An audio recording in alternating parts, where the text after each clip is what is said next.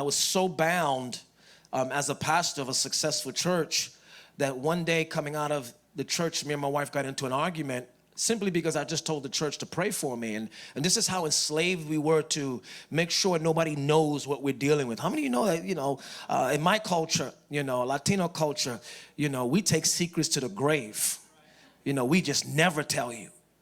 So I was kind of living and embodying that.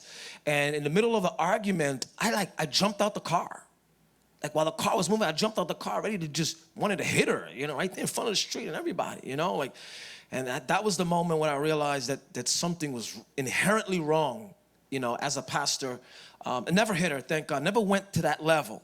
But how many of you know emotional abuse is just as worse as physical abuse? If I could hurt her with my words and my children with my words, I think sometimes that's probably even more damaging, because you could heal from a physical wound, but sometimes you can't heal from a word wound, And in that moment, I asked the Lord, I said, okay, Lord, what the heck is going on, And he began to tell me to revisit this idea of deliverance.